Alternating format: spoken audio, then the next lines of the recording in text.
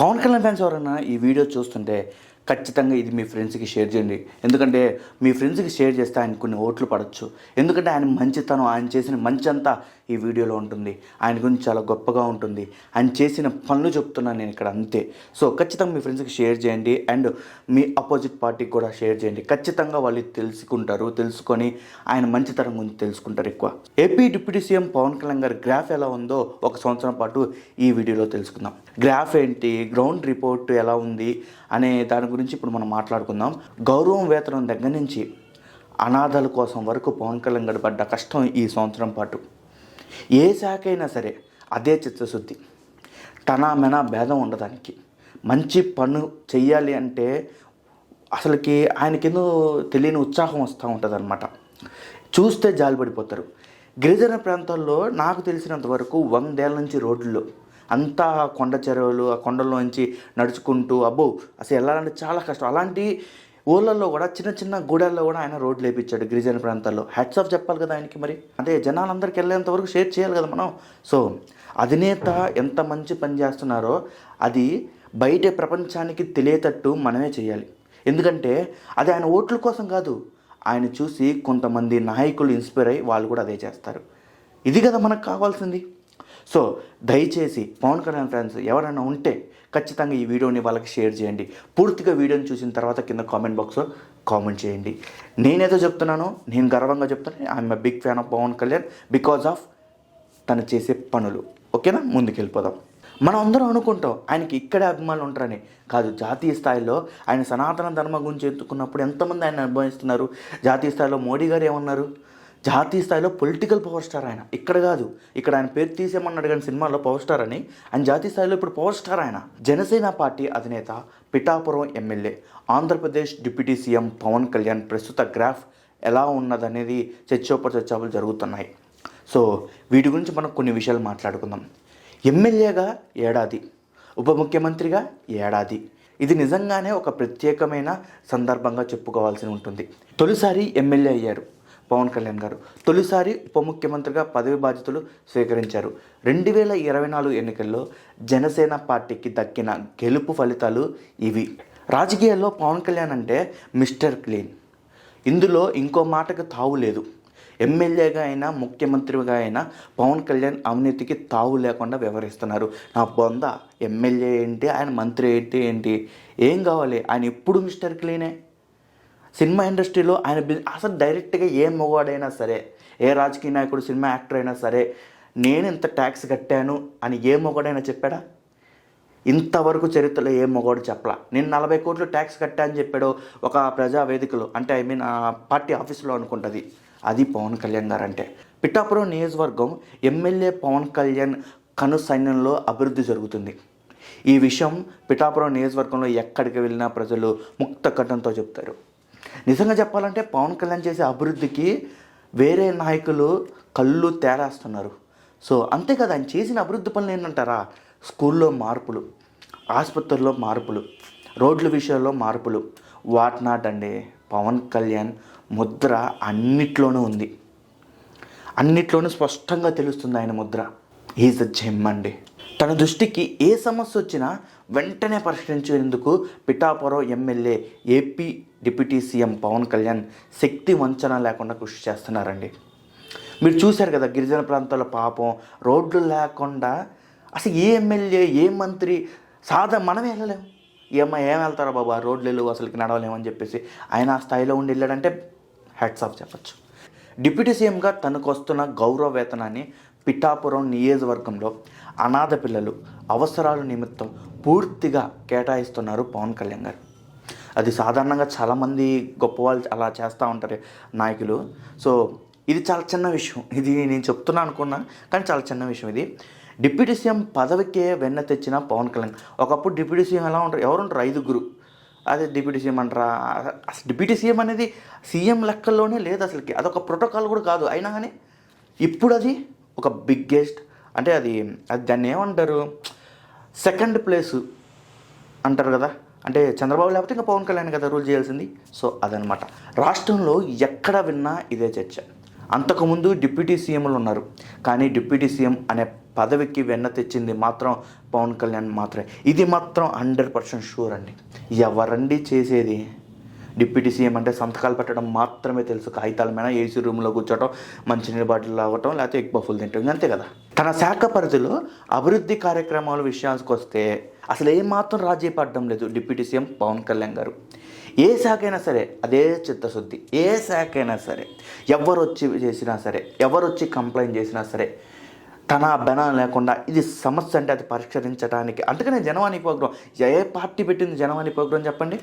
సమస్యలు వచ్చి చెప్పండి, మేము బయటికి ప్రమోట్ చేస్తాం ఈ సమస్యలు. దానివల్ల అంటే ఆయన అధికారం లేనప్పుడే జనవాణి ప్రోగ్రాంలు పెట్టాడు. అది యాక్సెప్ట్ కదా, అది ముందు ఆలోచన, అది లీడర్కు ఉన్న లక్షణం. ఆయన శాఖల్లో అది అటవిక శాఖ అయినా సరే, గ్రామీణాభివృద్ధి శాఖ అయినా సరే, ఏ శాఖ అయినా సరే తనదైన మార్కు పాలన ఆయన శాఖ విషయంలో పవన్ కళ్యాణ్ గారు చూపిస్తున్నారు. విజయవాడ వరదల నేపథ్యంలో కోట్లాది రూపాయలు సొంత డబ్బు విరాళంగా ఇచ్చారు పవన్ కళ్యాణ్. ఇది చాలా సింపుల్గా చెప్పేస్తాం, కానీ సంపాదించినోడికి ఖర్చు పెట్టడం అంటే ఖర్చు పెట్టడం కూడా ఆయన 80 కోట్లు వాచి, ₹1,00,000 కలజోడు, లేకపోతే ఇదొక టాప్ బ్రాండెడ్ చొక్కా, ఫ్యాంట్లు, ఆఖరి కడ్రాయిలు కూడా ₹1,00,000 కొని పెట్టుకునే పెద్ద పెద్ద నాయకులు, హీరోలు ఉన్నారు. కానీ తను ఏదేం లేదు. తన పిల్లలకి ఎలా ఖర్చు పెడతాడు? సాధారణ జనానికి కూడా ఖర్చు పెడతాడు. ఇది కదా నాయకుడు అంటే. నాయకుడు అంటే లక్షణం అది కదా. ఇంకెవడు పుడతాడు ఇలా? ఇంకెప్పుడు పుడతాడు ఇలా? ఇంక పుట్టడు నాకు తెలిసి. అలానే ఓ స్కూల్ విద్యార్థులు తమకు ఆట స్థలం లేదని చెప్పడంతో తన సొంత డబ్బు నుంచి ఖర్చు చేసి ఆట స్థలాన్ని కొనుగోలు చేసి స్కూల్కి ఇచ్చారు ఫ్రీగా. So what a great person అండి. ఇంత స్థలం పోతేనే గిల్ల కొట్టుకుంటాం. కొన్నిసార్లు హార్ట్ అటాక్లు కూడా వస్తాయి. పక్కన పెడితే చెప్పుకుంటూ పోతే రాజకీయాల్లో ఇంకెవరికి సాధ్యం కాని సేవా గుణాన్ని పవన్ కళ్యాణ్ చాటుకున్న వైన్యం కొత్త తరం రాజకీయ నాయకులకి ఆదర్శం.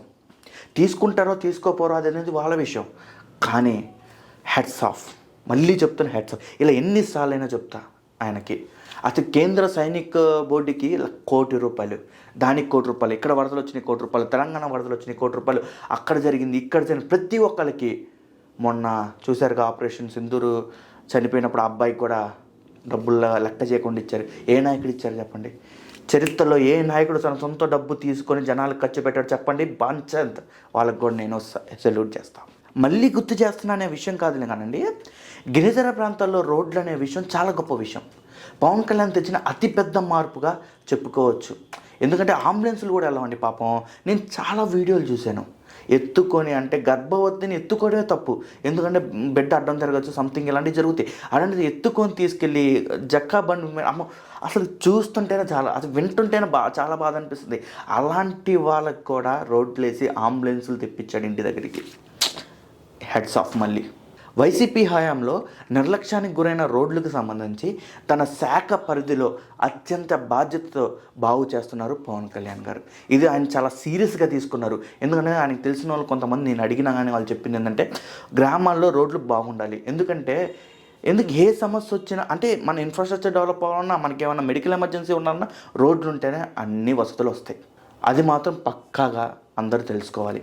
ఇంతలా గ్రామాల్లో అభివృద్ధి కనిపిస్తుంటే దానికి ముఖ్య కారకుడు పవన్ కళ్యాణ్. జనం కొనియాడడంలో తప్పేముందండి? పిఠాపురం వెళ్ళి చూడండి. పిఠాపురం వర్మ గురించి నేను చెప్పను, ఆయన కూడా పెద్ద నాయకుడు. బట్ పవన్ కళ్యాణ్ గారు ఆయన ఇల్లులాగా చేసుకున్నారు పిఠాపురాన్ని. అది మాత్రం చెప్పకుండా ఆయన ఎప్పటికక్కడి నుంచి పోటీ చేస్తారు. ఎలా చూసుకున్నా సరే గడిచిన ఏడాది కాలంలో పవన్ కళ్యాణ్ గ్రాఫ్ ఆమాంతం పెరిగిందని నిస్సందేహంగా చెప్పుకోవచ్చు. జనసేన అధినేత పవన్ కళ్యాణ్ గారి బాటలో జనసేన పార్టీ ఎమ్మెల్యేలు, ఎంపీలు, ఎమ్మెల్సీలు అత్యంత బాధ్యతాయుతంగా వ్యవహరిస్తున్నారు. ప్రతి విషయం అమ్మటే స్పందిస్తున్నారు.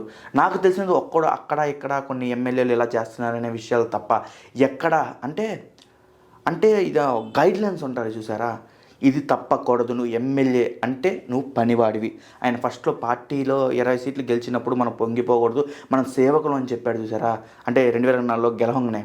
సో అది ఎలా అయితే అంటే ఆచితూచి తప్పకుండా పాటిస్తున్నారు. సో ఈ నేపథ్యంలో జనసేన పార్టీ గ్రాఫ్ గడిచిన ఏడాది కాలంలో అభిమానిగా నేను లేకపోతే జనసేన పార్టీ కార్యకర్తలో చెప్పట్లేదు, ఇది జనం మాట. పార్టీ నిర్ణయంపై జనసేన అధినేత ప్రత్యేక దృష్టి పెట్టిన సమయంలో రానున్న రోజుల్లో జనసేన రాజకీయంగా మరింత బలోపేతం అవుతుందనేది వాస్తవం. ఇది మాత్రం ఖచ్చితంగా వాస్తవం. రానున్న రోజుల్లో ఏదైనా జరగచ్చు. జాతీయ స్థాయిలోనే, అసలు జాతీయ స్థాయి అంటేనే మోడీ గారు మెచ్చుకోరు, ఇంకేం కావాలి మనకి. పవన్ కళ్యాణ్ అంటే తుఫాన్ అని ప్రధాని నరేంద్ర మోడీ కొనియట్టం చూసాం కదా. సనాతన ధర్మం పరిరక్షకుడుగా జాతీయ స్థాయిలో పవన్ కళ్యాణ్ గుర్తింపు, గౌరవం దక్కించుకున్నారు. రేపు హరిహర వీరం మల్లు కనుక రిలీజ్ అయితే ఆయన స్థాయి ఎక్కడికి పోయిద్దో మనకు తెలియదు. ఆయన ఎంత పెద్ద స్థాయిలో సరే అణిగిమణిగుంటూ ఆయనకి ఇష్టం అనమాట. కేంద్రంలోని ఎన్డీఏ ప్రభుత్వంలో కీలక భాగస్వామిగా వ్యవహరిస్తున్నారు జనసేన అధినేత పవన్ కళ్యాణ్ గారు. ఎప్పటికప్పుడు national media Pawan Kalyan political image గురించి ప్రస్తావిస్తూనే ఉంది. ఇంట గెలిచినా రచ్చగలడం అంటే ఇదే మరి. ఇదంతా జస్ట్ ఏడాది కాలంలోనే, ఇంకా చాలా రోజులుంది, 3 ఏళ్ళు 4 ఏళ్ళు ఉంది. సో చూద్దాం ఆయన గ్రాఫ్ ఎంత పెరుగుతుందో. పవన్ కళ్యాణ్ అంటే pan India political power star. ఇది నేషనల్ మీడియా చెబుతున్నమాట. పవన్ కళ్యాణ్ గారికి పవర్ స్టార్ అనే పదం అసలుకి ఎలా వచ్చిందనే పాయింట్ పక్కన పెడితే, ఆయనకి ఇప్పుడు పవర్ స్టార్ పవన్ కళ్యాణ్ వేయటం సినిమా స్క్రీన్ మీద ఇష్టం లేదని చెప్తారు, కానీ నిజమైన పవర్ స్టార్ కాబట్టి అయినా మనమైతే పవర్ స్టార్ పవన్ కళ్యాణ్ అనే అనాలి. ఇది ట్విట్టర్లో నాకు ఒక ఫ్రెండ్ డిఎం చేశాడనమాట. అరే ఇది మెగా పవర్ అనే ఒక అతను, అంటే పవన్ కళ్యాణ్ మెగా అభిమాని ఒక అతను, శాండీ అంట, అతను రాశాడ్రా చాలా బాగుంది, నీ వీడియోలో చెప్పు ఇంకా జనాలకి బాగుంటుంది అని చెప్పి, నీ వాయిస్తో చెప్తే బాగుంటుందని చెప్పి నన్ను అడిగాడు. నేను అభిమానించే హీరో గురించి, నాయకుడి గురించి నేను చెప్పకపోవడం ఏంది, చెప్తానని చెప్పేశాను. ఇంత బాగా రాసినందుకు శాండీ బ్రదర్కి హ్యాట్సాప్ చెప్తున్నా. అంటే ఇందులో ఆయన 80% ఆయనే రాశాడు, కొన్ని నేను కల్పించుకొని రాసింది. సో నాకు కూడా కొంచెం హ్యాట్సాప్, 80% ఆయనకి హ్యాట్సాప్. నేను ఎలా చెప్పాను, మీకు ఎలా అనిపించిందో వీడియో కింద కామెంట్ బాక్స్లో కామెంట్ చేయండి. అంతేకాదు నా ఛానల్ని లైక్ చేయండి, సబ్స్క్రైబ్ చేయండి, షేర్ చేయండి. మీ ఫ్రెండ్స్కి వీడియో ఖచ్చితంగా ట్విట్టర్లో షేర్ అవ్వాలి. దయచేసి పవన్ కళ్యాణ్ ఫ్యాన్స్ మిమ్మల్ని రిక్వెస్ట్ చేస్తూ అడుగుతున్నాను. మన నాయకుడి గురించి మనమే చెప్పుకోవాలి కదా బ్రదర్. మళ్ళీ కలుద్దాం వేరే వీడియోలో.